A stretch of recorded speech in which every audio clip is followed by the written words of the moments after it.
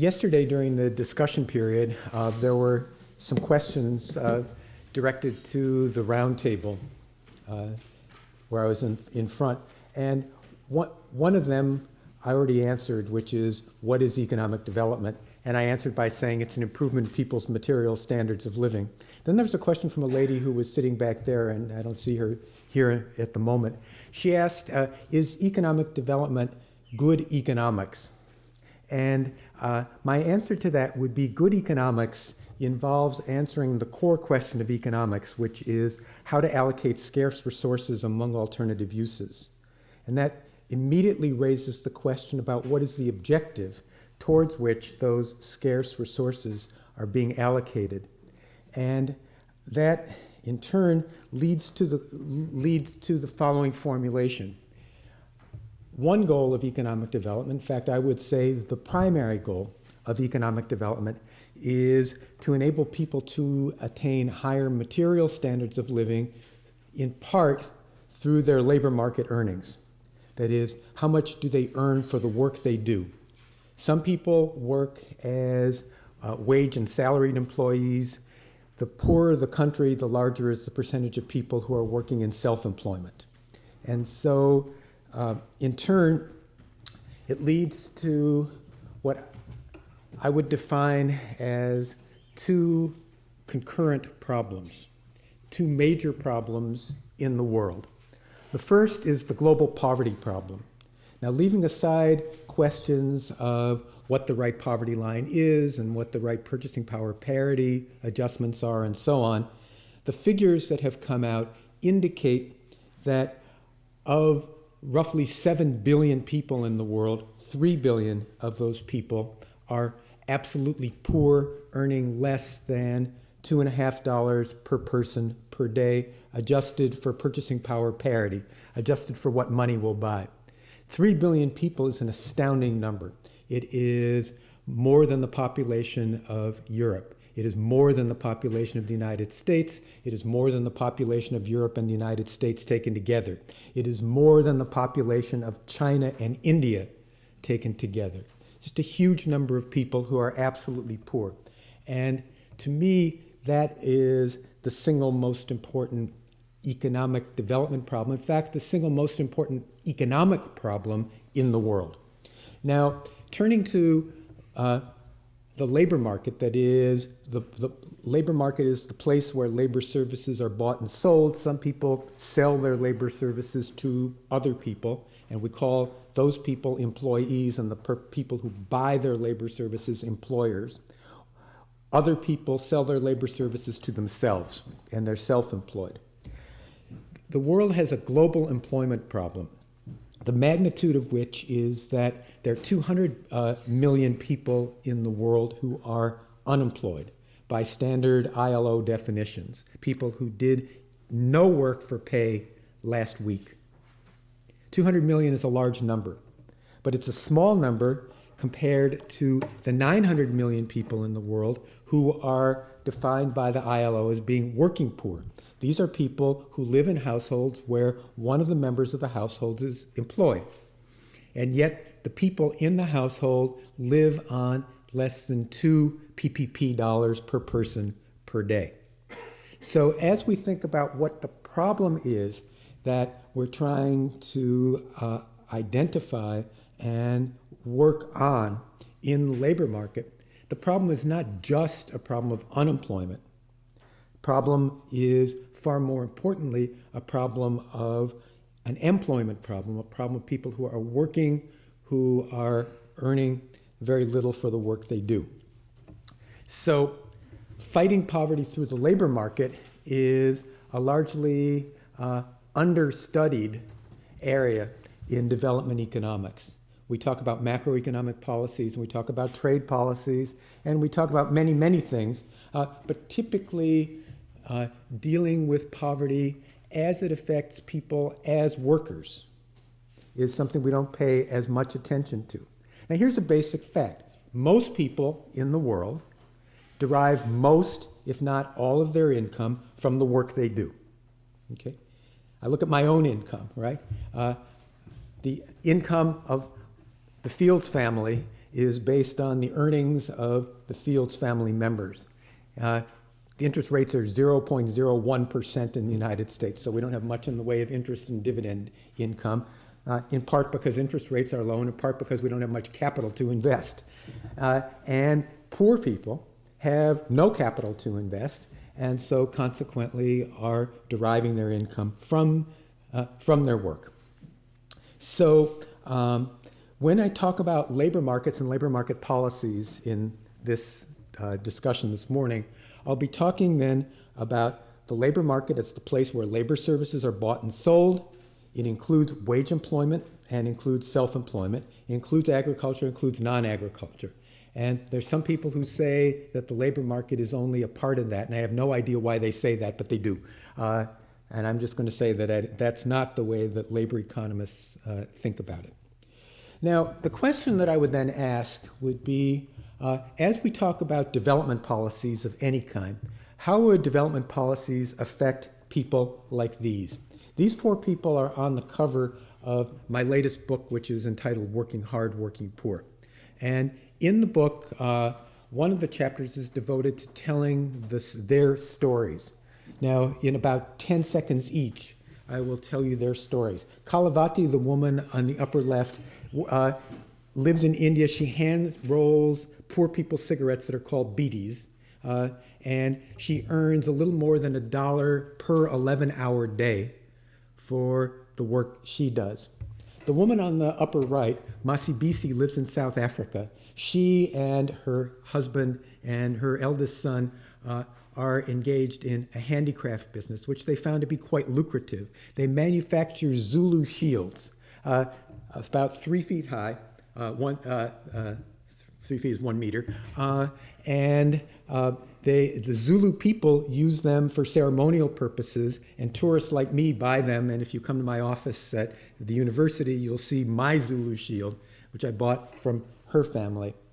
Angela, the woman on the lower left, is a fireworks manufacturer in Mexico, a trade that she learned from her mother, and she's hoping to expand out of the fireworks business and into the celebrations business, which would include baking cakes and sewing dresses and growing flowers and generally earning a better livelihood in that way. Farmer Wang lives in China. Farmer Wang has earned his way out of poverty through three mechanisms. The first is that he lives in China. The second is that the Wang family was allocated a large amount of land when the communist government turned land over to individual households for cultivation. At the time, there were lots of Wangs, and so they got lots of plots, and so they continued to do well. The third thing with Farmer Wang is that his daughter, he has more than one daughter, which itself is a story, but anyhow, one of his daughters married an American who has an MBA and works for a finance company in New York City. And so this family remits a lot of money. And so the Wangs are in good shape. These are the kinds of people that I think we want to have in mind. I put their pictures up on the wall in my office so that I don't forget that the development policies are about real people. And we're not posing the question how to help any one of these people, although that's an interesting question in its own right, but it's how do we help the 3 billion people like these? And when we think about what work are they doing and how could they earn better livelihoods? So here's now where the economist in me comes in. Sound labor market policies require sound labor market models. We often talk about policies forgetting that there is an analytical framework that might underlie some of these policy discussions. And the analytical framework would be to model labor markets in a way relevant to the experiences, the situation, the circumstances of the country in question. So what characterizes sound labor market models? I've listed 3 characteristics. The first is that from a welfare economic point of view, we want to make explicit policy judgments, ones that are mutually consistent and that are thoroughly worked out, in the sense that the judgments we make are based on, to use our economist language, they're based on maximands or minimans. There's something you're trying to achieve, which is to maybe to maximize GDP or its growth, though I don't think that's the right one, or maybe it's to minimize poverty, which I think is much closer to being the right one. In fact, it's a very good one to use. Secondly, sound labor market models, from a theoretical point of view, should be sufficiently detailed and suitably rigorous. Sufficiently detailed means that it has enough sectors.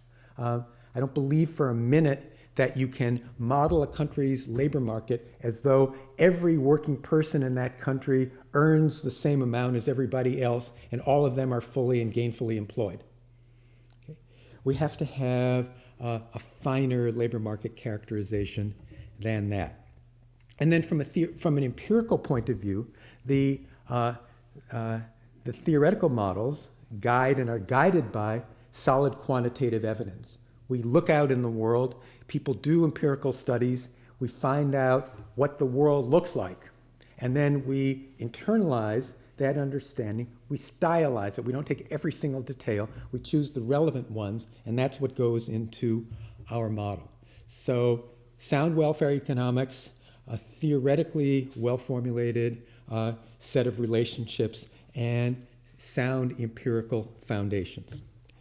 Now, let me talk about those a little bit. In Working Hard, Working Poor, which is the title of the book that I mentioned, there are a number of generalizations that I make that apply to developing countries as a whole. I'm not going to read through all of these. I just want to point out the last 2 because I think they're important for the discussion that we're about to have. The first is that if you look just at unemployment rates defined by ILO definitions, you're unemployed if you did not work even 1 hour for pay last week, or you worked fewer than 15 hours not for pay in a family business or a family farm, and you actively looked for work. Okay? People who aren't actively looking for work, they're just hoping that a job might appear someday, are not counted in the official statistics as being unemployed. Using that definition, unemployment rates are actually lower in the developing countries than they are in the richer countries. And this is what's commonly referred to as the luxury unemployment hypothesis, is that the children of people like ourselves, who, when they graduate from university, if they don't find the right job right away, can be supported by us. Okay? In the developing countries, you have about a week or 2 weeks before somebody says to you, okay, you go out and earn some money. And so what do? You save up enough money to buy a package of 20 cigarettes. And then you sell them to people even poorer than you, one at a time, for a higher unit cost. And that enables you to earn enough money to buy the next package of cigarettes and buy a little bit of food, and life goes on like that. And then to repeat what I said before, what the developing countries have primarily, and I would say, by the way, the OECD countries do as well, is that they have an employment problem, that is poverty among those who work, rather than an unemployment problem. So it's not just let's employ the unemployed and create more jobs, it's to create more and better earning opportunities for people who are already working. So here are the main problems that workers in the developing world face. An insufficient number of good jobs, okay? Buying a package of 20 cigarettes and then selling them one at a time is a job, but it's a really bad job. And there aren't enough good jobs. Uncertainty of work, not knowing whether there will be work for you when you show up at the workplace in the morning. You're a day laborer, there may be a construction work for you, there may be porter work for you, or there may not be. And that uncertainty is what people face often every day. Low earnings despite long hours. The woman whose picture I showed you before, Kalavati, takes her 11 hours a day to hand roll 1,000 of those beaties. And as I said, she earns a little bit more than $1 a day for the work she does, adjusted for what money will buy. And so she has low earnings, not because she's working short work days. She has low earnings because she earns so little per hour of labor. People in the developing world typically have few job-related social protections. You might call them citizenship benefits. You might call them social security. Whatever it is you call it, the poorer the country, the fewer such programs there are and the more limited they are to the very top people. Government civil servants get those protections. People who hand roll cigarettes or make fireworks do not. And then there's the problem of indecent work where we'd rather not have people doing those jobs at all. Child prostitution, slavery, indentured servitude, things that are violations of the human condition. But a lot of people are in those partly because they got forced into them, or in some cases they made the best of a dreadful alternative. If you know the book or you know the movie Sophie's Choice, they had to make the kind of choices that no person should be made to make. And they're engaged in indecent work. So how do we then go about dealing with these problems? Well, one is to try to formulate multi-sector labor market models. And the essence of those multi-sector labor market models would be, first of all, that there are multiple sectors. Secondly, that the framework is one of a dualistic or a segmented labor market. Dualistic would mean two. If you go from one labor market to more than one labor market, a natural starting point is two, as opposed to economists' tendency to go from one to n. Right? I know how to think like that, but I don't find it particularly helpful in dealing with issues like this one. So the key features of these dualistic or segmented labor markets is that first of all, that there are better and worse jobs. Not all jobs are the same. It's not like some people are choosing, as in one well-known labor market model, the Roy model. So everybody can choose whether to hunt or whether to fish. The people that have skill in hunting choose hunting. The people that have skill in fishing choose fishing. The people like me who have skill in neither one choose whichever one would pay an unskilled person the most in that particular activity. But that's not the right model, I think. The right model is there's a job ladder, a job hierarchy, good jobs, bad jobs. Everybody would like the good jobs. Only some of the people can get hired into the good jobs. Those that don't have then a choice between working in the bad jobs as part of the economy or not working at all. And typically, since they have nothing to fall back on, they take the worst jobs. So there are better and worse jobs in a segmented labor market model, and the better jobs are rationed. Sometimes they're rationed according to who happens to get there at the time when they're hiring at a precise moment. Sometimes not. Ancula, the fireworks manufacturer, whose picture I showed you, had twin adult children, a daughter and a son. Her daughter explained to me that she had sneaked into the United States and cleaned hotel rooms in the United States for a couple of years. She knew how to clean hotel rooms. Her mother got sick. She returned to Mexico, and she tried to get a job cleaning hotel rooms in the city of Oaxaca. She couldn't get hired. The way the daughter explained it is, well, lots of people want to clean hotel rooms, and she explained, I am not beautiful. Okay, well, it's true, she was not beautiful, but why was that relevant? It's because to get a job cleaning hotel rooms in Oaxaca, you had to sleep with the right person. And the person who had the power in this situation didn't find her attractive, and so she didn't get the job. So the rationing may be on sound or not so sound foundations. So the ingredients of a multi-sector labor market analysis then is to specify how do the good job sectors of the economy work? How do the poor jobs sectors of the economy work? And how do they link to one another? One way in which they might link to one another is everybody tries to get a good job. Those that don't go to work in the bad job sector. Okay? That's the Arthur Lewis story. Another way in which they might link is that the good jobs sector, the good jobs are located in one physical part of the economy, like the cities. The bad jobs are located in the countryside. If you want to get a good job, you have to migrate to the city, where you risk being unemployed if you don't get hired. That's the Harris-Tadaro story. And we have alternate labor market models to embody the multi-sector labor market approach. I'm not saying that any one of these models is right in all circumstances or wrong in all circumstances. What I would do if I were trying to do this kind of analysis for a developing country. So my next stop on this multi-continent trip I'm in the midst of is Peru. I've never been to Peru, but when I get off the plane, I'm going to have in mind a small number of candidate models for how the Peruvian labor market works. And I'm going to try to find out enough about how it works in that particular country in order to contribute to a workshop that will be held next week about trying to deal with Peruvian labor market problems, and specifically how to formalize those who are working informally. So I'll try it as best I can to choose from among the available models. So how do we help the poor earn their way out of poverty? Here are 5 possible approaches. One is to provide basic workplace protections, to say, here are the rules that operate in the workplace.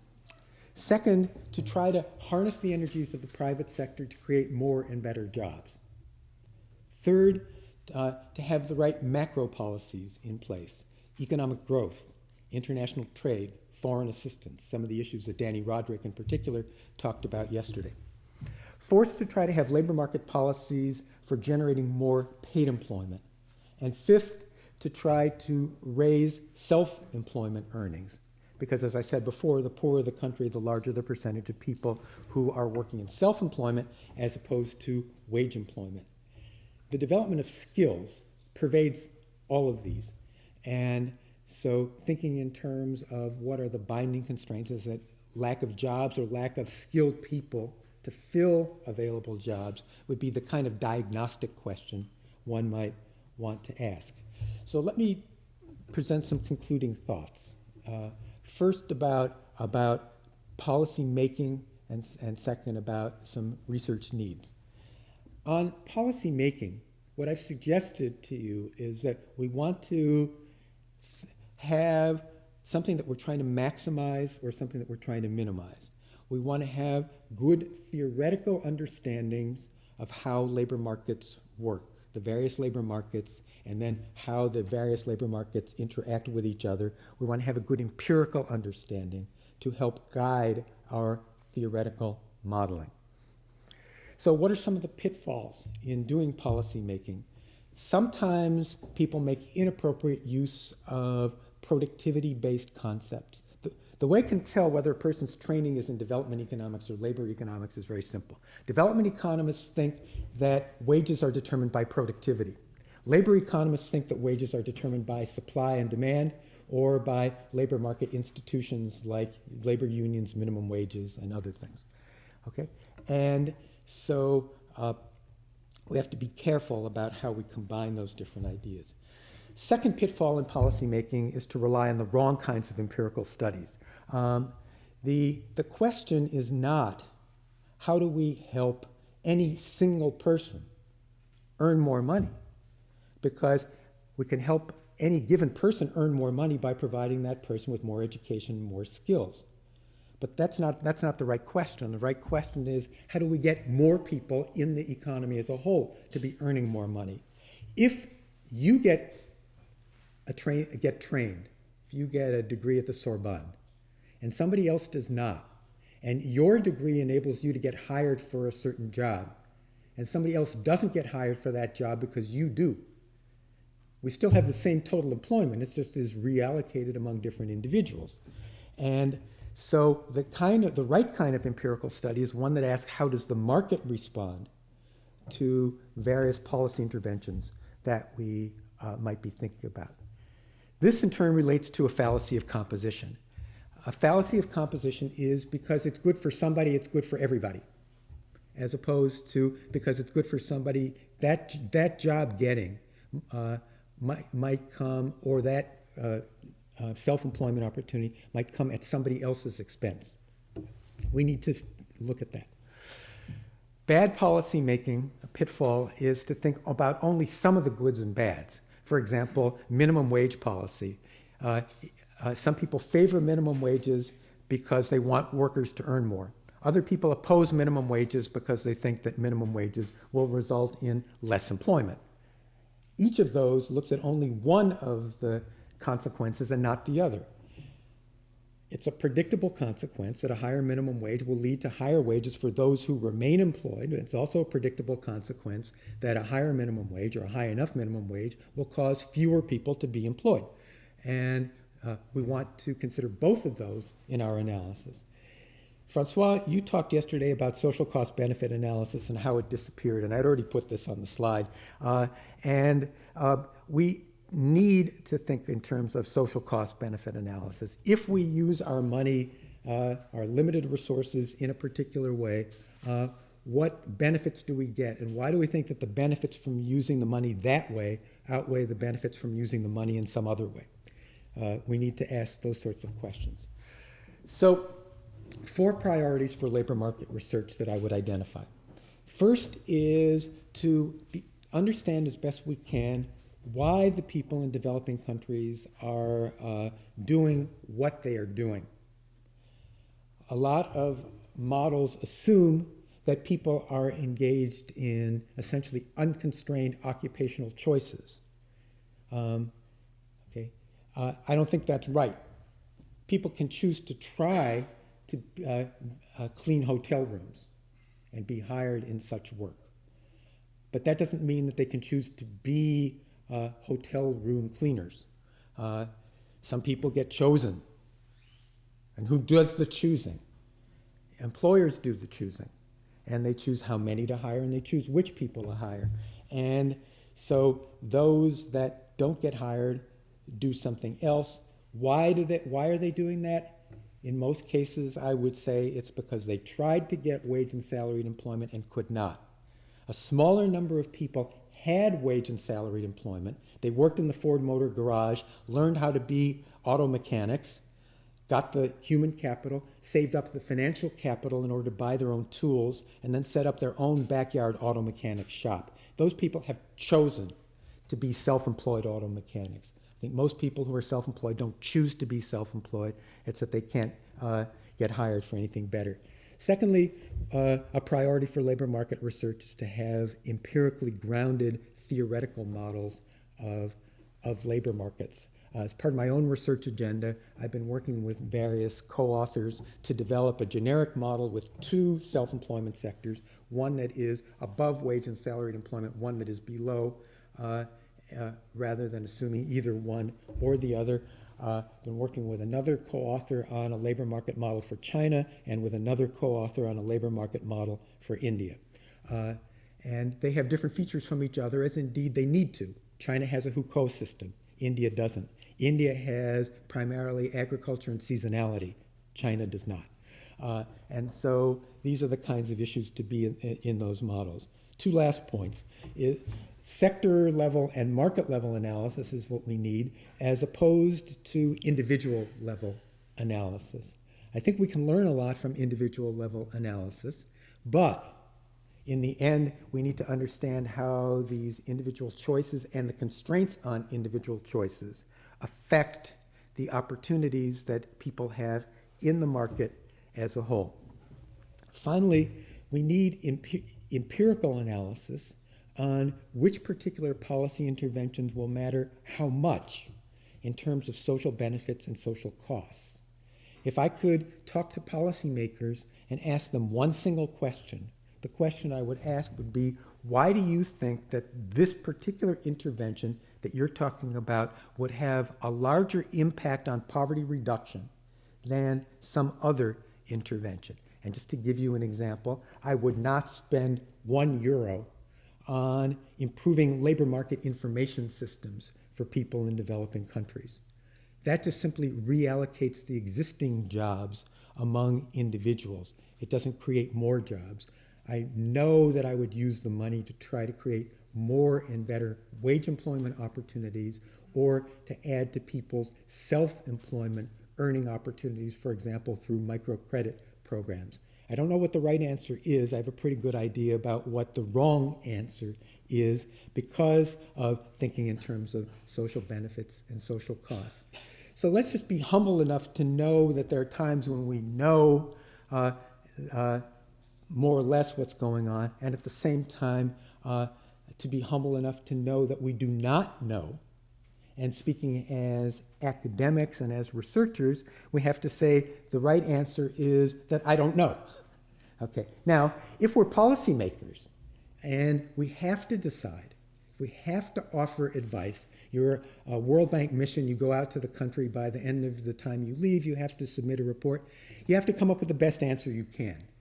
Okay? But let's try. And with that, I'll stop. Thank you very much.